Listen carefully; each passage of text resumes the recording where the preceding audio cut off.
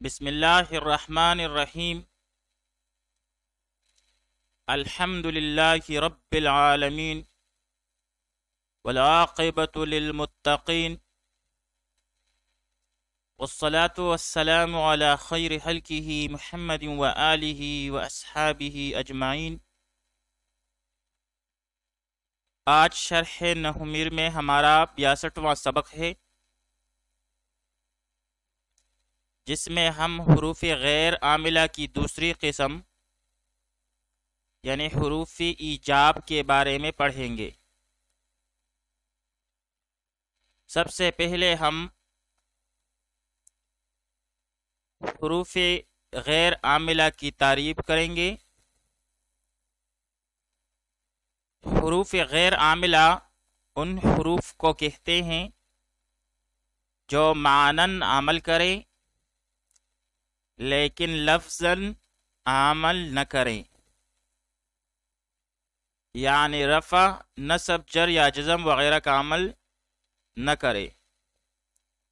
حروف غیر عاملہ ان حروف کو کہتے ہیں جو معنوی لحاظ سے عمل کرے لیکن لفظی لحاظ سے عمل نہ کریں۔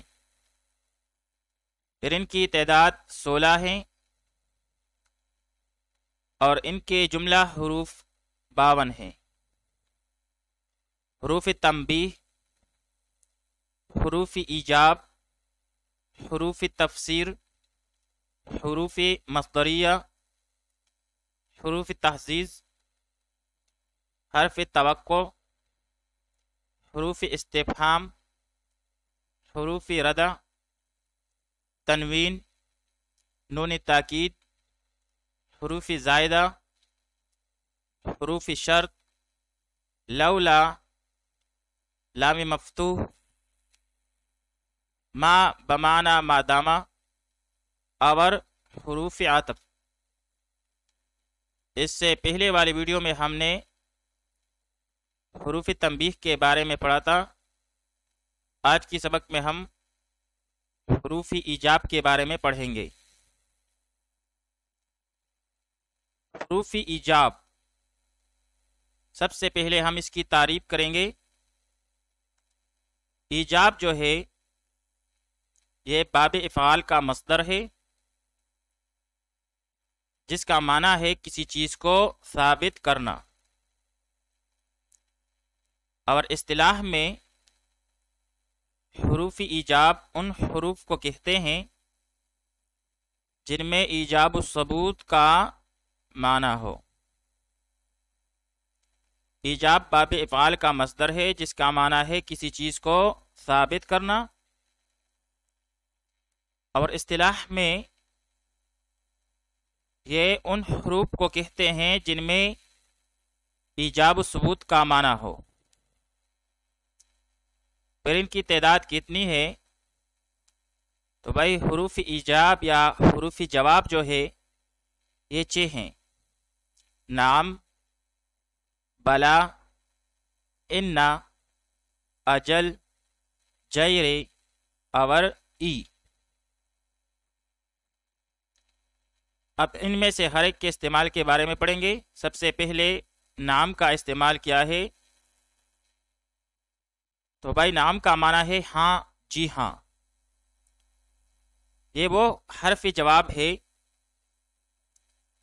جو متکلم کے کلام کی تصدیق کے لیے آتا ہے، یعنی کلام سابق کو ثابت کرنے کے لیے، پھر چاہے کلام مثبت ہو یا منفی۔ پھر اس میں بھی تعمیم ہے کہ کلام ہوا استفہام ہو یا خبر۔ اس طرح یہ کل 4 صورتیں بنتی ہے۔ نام کا معنی ہے ہاں، جی ہاں، اور یہ وہ حرف جواب ہے جو متکلم کے کلام کی تصدیق کے لیے آتا ہے، یعنی کلام سابق کو ثابت کرنے کے لیے، پھر چاہے کلام مثبت ہو یا منفی۔ اور پھر اس میں بھی تعمیم ہے کہ چاہے کلام استفہام ہو یا خبر ہو۔ اس طرح کل 4 صورتیں بنتی ہے۔ خبر مثبت کی مثال جیسے قام زیدن کے جواب میں کہا جائے نعم، ہاں زید کھڑا ہے۔ خبر منفی کی مثال جیسے ما قام زیدن، تو اس کے جواب میں کہا جائے گا نعم، اور اس کا مطلب ہے ہاں زید نہیں کھڑا۔ استفہام مثبت کی مثال جیسے اقام زیدن، کیا زید کھڑا ہے، تو اس کے جواب میں کہا جائے نعم، تو اس کا مطلب ہے نعم قام زیدن، ہاں زید کھڑا ہے۔ استفہام منفی کی مثال جیسے کہا جائے اما قام زیدن، کیا زید کھڑا نہیں ہے، تو اس کے جواب میں کہا جائے نعم، تو بھائی اس کا مطلب ہے کہ نعم ما قام زیدن، ہاں زید کھڑا نہیں ہے۔ تو بھائی نعم کا معنی ہے ہاں، جی ہاں، اور یہ وہ حرف جواب ہے جو متکلم کے کلام کی تصدیق کے لیے آتا ہے، یعنی کلام سابق کو ثابت کرنے کے لیے، پھر چاہے کلام مثبت ہو یا منفی، اور پھر اس میں بھی تعمیم ہے کہ کلام ہوا استفہام ہو یا خبر، تو اس لحاظ سے یہ کل 4 صورتیں بنتی ہے: خبر مثبت، خبر منفی، اور استفہام مثبت، اور استفہام منفی۔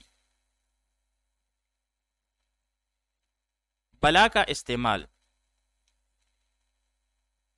بلا کا معنی ہے ہاں کیوں نہیں، یہ نفی اور ابطال کے لیے آتا ہے، یعنی کلام منفی کو مثبت کرتا ہے۔ پھر خواہ نفی بغیر استفہام کے ہو یا نفی استفہام کے ساتھ ہو۔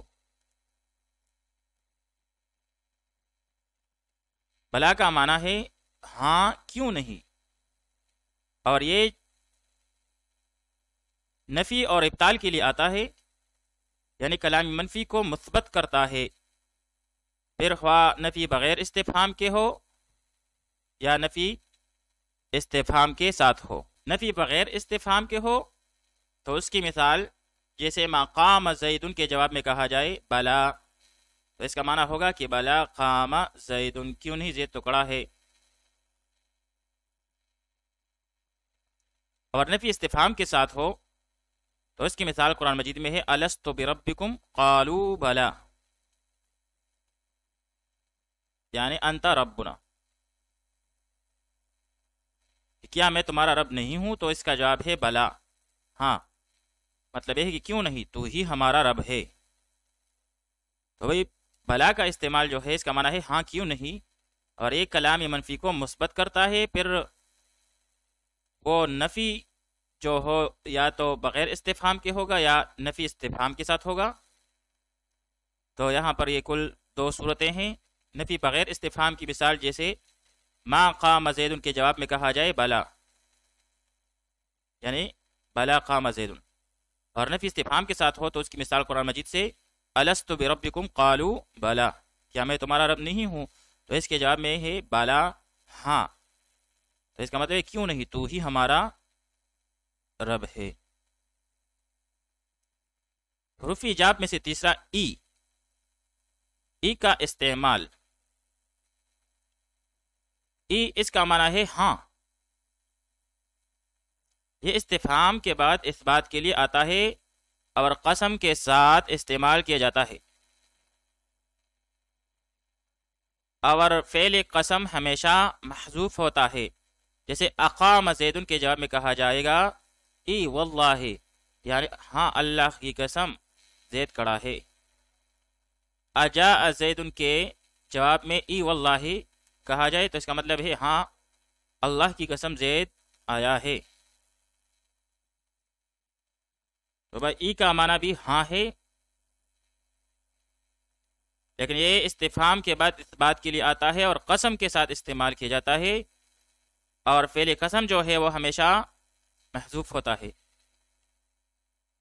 جیسے اقام زید کے جواب میں کہا جائے ای واللہ، یعنی اللہ کی قسم زید کھڑا ہے، یا دوسری مثال اجاء زید، کیا زید آیا ہے، تو اس کے جواب میں کہا جائے ای واللہ، یعنی ہاں اللہ کی قسم زید آیا ہے۔ اس طرح بولا جاتا ہے ای و ربی، ہاں قسم ہے میرے رب کی، لیکن ای واللہ زیادہ مستعمل ہے، اور اب اس کا اختصار جو ہے ایوا، جو کہ آج کل کی بول چال میں بہت آتا ہے، یہ اس کا اختصار ہے، ای واللہ کی جگہ ایوا بولتے ہیں۔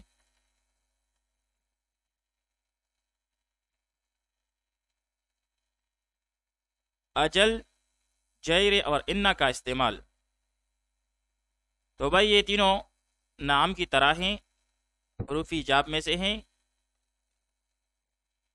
اکثر خبر کے بعد اس کی تصدیق کے لیے آتے ہیں، مگر ان کو قسم ضروری نہیں ہوتا، یعنی ای کی طرح یہاں پر قسم ضروری نہیں ہے۔ خبر مثبت کی مثال، جب خبر مثبت ہو، جیسے قد جاء زید کے جواب میں کہا جائے اجل یا جیری یا انا، تو اس کا مطلب ہوگا ہاں زید آیا ہے۔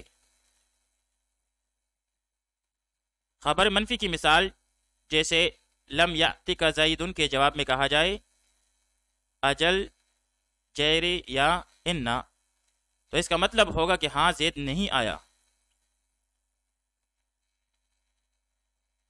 پھر ان کا استعمال بہت کم ہوتا ہے۔ بھائی اجل، جیری اور انا یہ بھی نام کی طرح ہے، اکثر خبر کے بعد آتے ہیں تصدیق کے لیے، لیکن ای کی طرح یہاں پر اس کے لیے، یعنی اجل، جیری اور انا کے لیے قسم ضروری نہیں ہے۔ معلوم ہوا کہ جب انا نام کے معنی میں ہوگا تو غیر عامل ہوگا، جیسا انا زید قائم، تو یہاں پر انا حروف مشبہ بالفعل میں سے نہیں، ورنہ پھر یہ زید نہ ہوتا بلکہ زیدن ہوتا۔ تو جب بھی اس طرح کا جملہ آ جائے گا ان زید قائم، تو یہاں پر انا جو ہے یہ حروف ایجاب میں سے ہے اور نام کے معنی میں مستعمل ہے۔ پھر نغم، بلا اور اجل میں فرق کیا ہے؟ تو بھائی ان میں فرق یہ ہے کہ نغم اور اجل ماقبل کے کلام کو ثابت کرتے ہیں، بخلاف بلا کے یہ منفی سے مثبت بنا دیتا ہے۔ نعم عموماً استفہام کے جواب میں آتا ہے اور اجل عموماً خبر کے جواب میں آتا ہے۔ تینوں میں فرق کیا ہے؟ تو بھائی نغم اور اجل جو ہے یہ ماقبل کے کلام کو ثابت کرتے ہیں، جبکہ بلا جو ہے یہ منفی کلام کو مثبت بنا دیتا ہے۔ پھر نغم اور اجل دونوں میں فرق یہ ہے کہ نغم جو ہے عموماً عام طور پر استفہام کے جواب میں آتا ہے، جبکہ اجل جو ہے یہ عام طور پر خبر کے جواب میں آتا ہے۔ پھر سوال یہ ہے کہ کیا ایجاب کے لیے اور حروف بھی آ سکتے ہیں، استعمال ہو سکتے ہیں؟ تو اس کا جواب ہے جی ہاں، لا بھی ان حروف میں استعمال ہوتا ہے، اور اس کے بعد اکثر جملہ محذوف ہوتا ہے، جیسے کہا جائے، پوچھا جائے ہل جاء خالد، تو اس کے جواب میں کہا جائے لا۔ اس طرح بجلا بھی نعم کے معنی میں استعمال ہوتا ہے۔